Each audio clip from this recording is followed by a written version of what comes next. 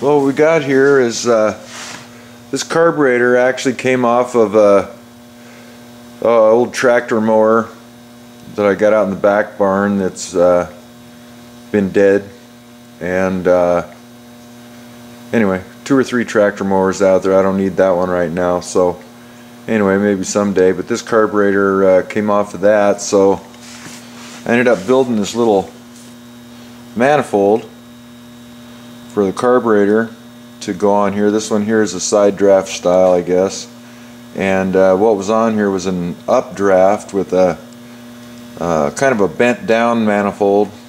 Anyway, that carburetor was broken, so put this carb on there with this little short manifold, and that made me end up having to build a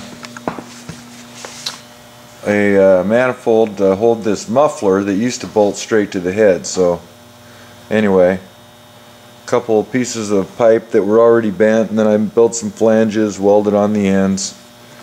Let's see if we can zoom in. Anyway, those things are welded inside and outside, then kind of polished a little bit.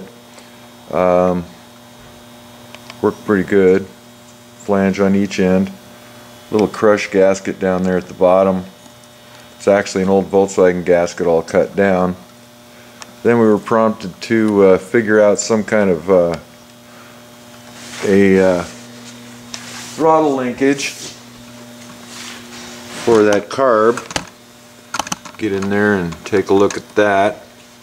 So when I built the manifold for that carburetor, I left an ear on the top there to hook to. You can see that big flathead screw there is actually just a thing to hold the plate in place that I built that attached to it. I welded it on since. I'll lose that screw later, but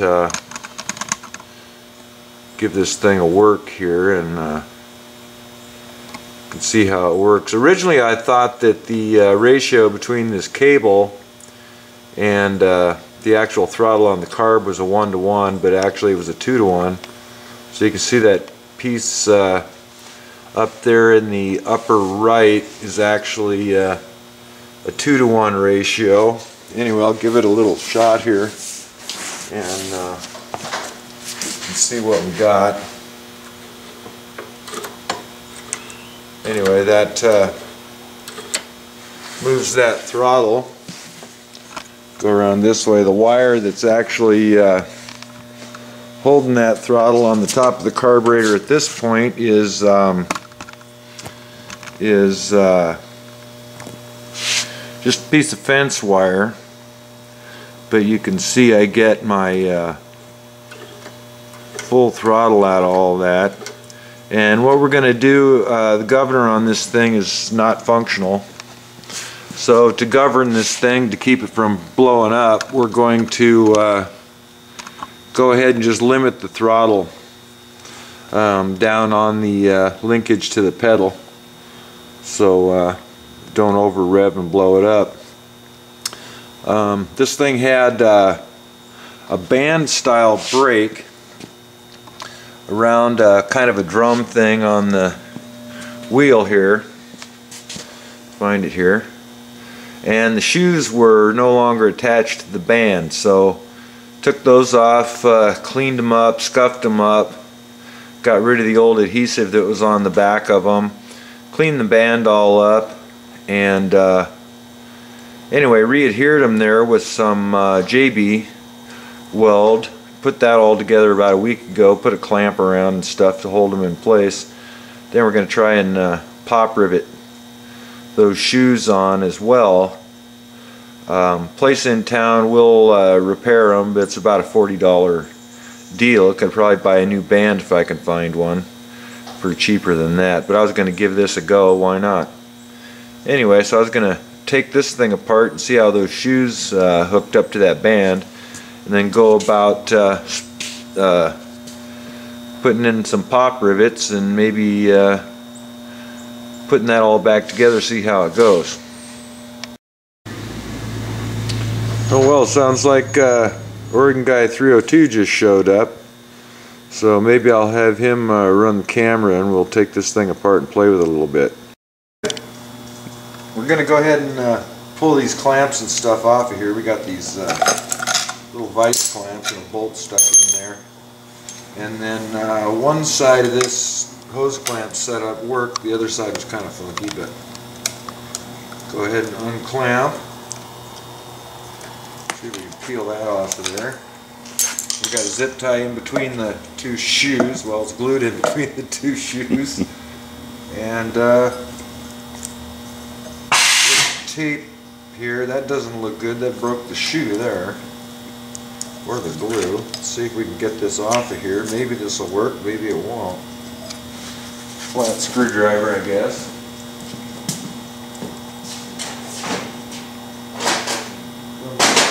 Flat screwdriver drawer.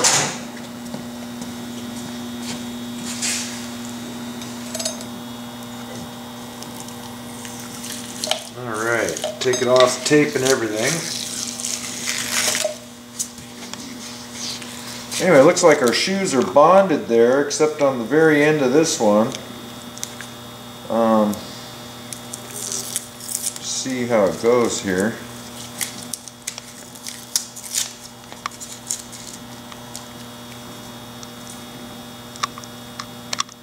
It might work.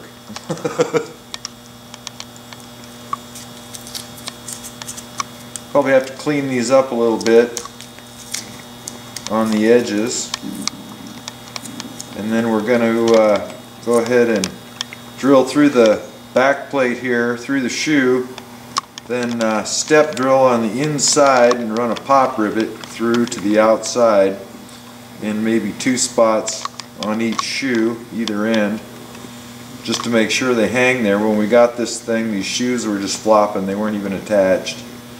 And also it had been modified where they'd broken off one of these factory ears and just used it as a spacer on the inside, so went ahead and welded on a piece that overlaps all the way and wraps around these ears here for some strength on that side.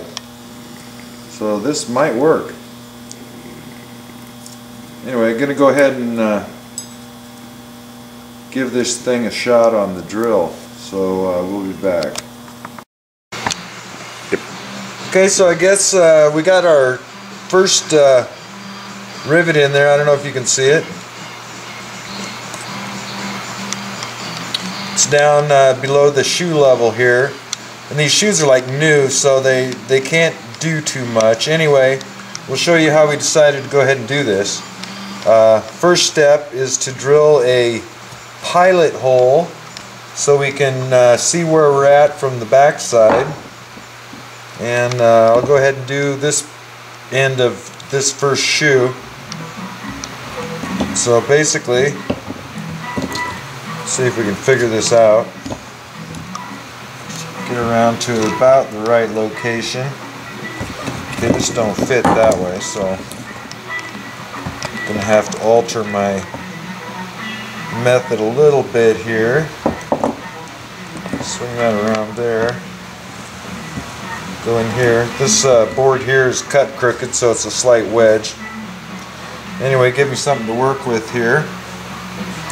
And the end of my shoe is about here, so I'm going to go in maybe an inch or so, a little over, using this little tiny guy here. I have no idea what size it is. The smallest one I have that isn't broken yet. So we'll see how this goes, and we're going to center it. Come in about an inch off the end of that first shoe there and drill a hole through. And you can see we're not using any oil here. Maybe I'll throw the little video we made about getting the oil out of these shoes. Haven't thrown that up yet. Fairly entertaining, and I'm drilling fairly slow so I don't just hit that shoe and blow a big chunk out of it. You can kind of see in my shavings when I hit the JB weld, and then I know to ease up a little bit.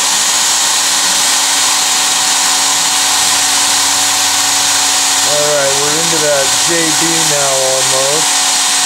There it goes.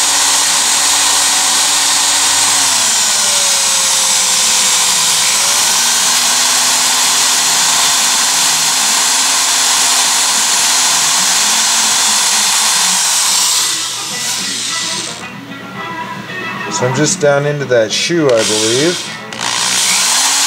There we go. And we're pretty well centered there. A little tiny bit off center. Got our pilot hole on the inside. Then the next step is to take this, I don't know, step drill, whatever it's called. It drills a flat bottom hole pretty well if you keep it level. And we're going to go down into that shoe, not quite halfway. All we got to do is clear the shoulder on this little pop rivet and leave a little bit of shoe sticking up, so not too deep.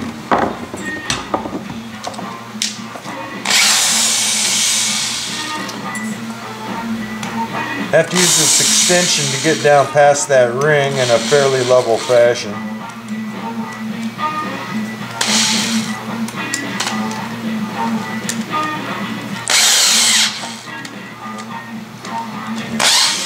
Oh well, gonna go for it.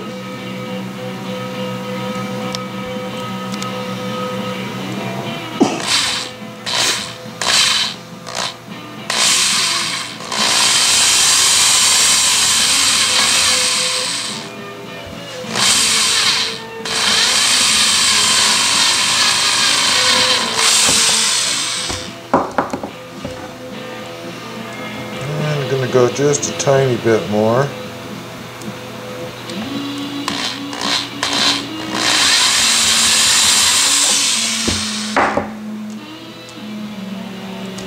Okay. Do a little more? A little more. Okay, we're not quite halfway through.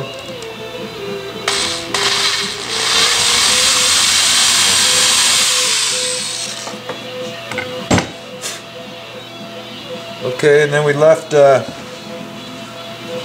enough shoe to get onto, and we're down in there far enough to completely submerge this shoulder on this rivet. So next step is to go ahead and drill the size of the hole for the rivet. Do that from the back side.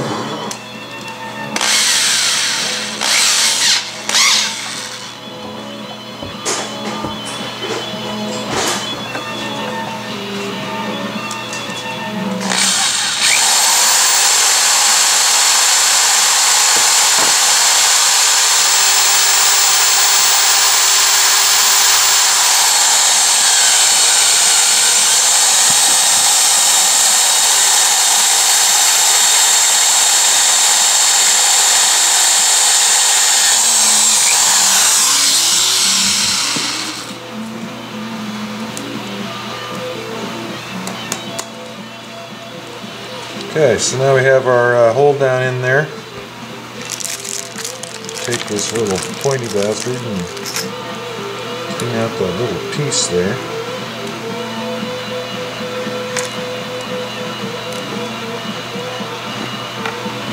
Actually, give that a run through by hand.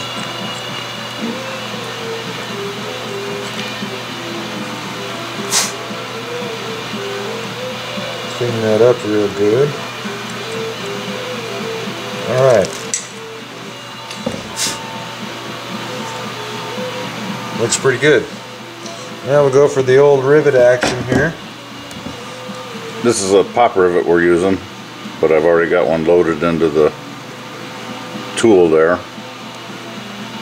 The key when using pop rivets is to get it all the way bottomed out into your hole, because it won't really suck itself in. It starts to grow as soon as you start to compress it. So you got to be bottomed out with the shoulders.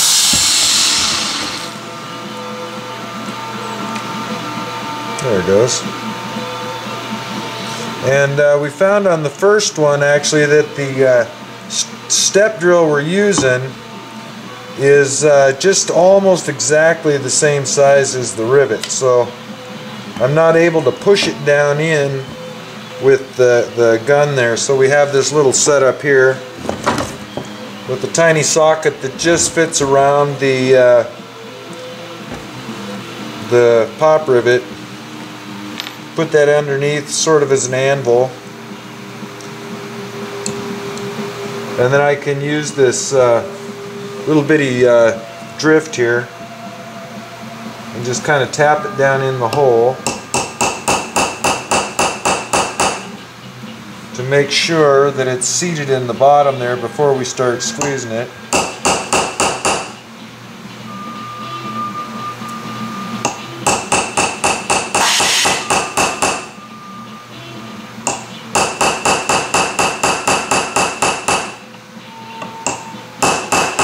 Going down in, yeah.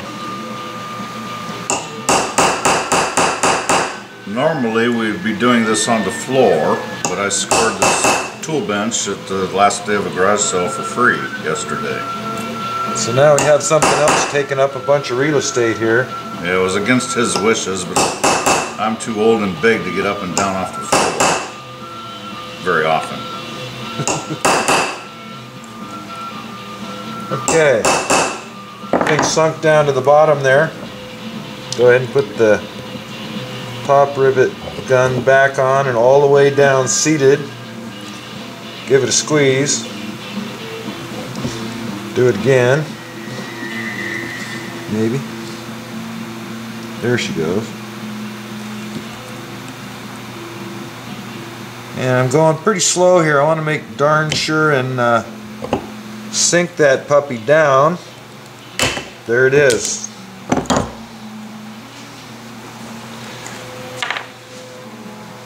And I don't know if we can see.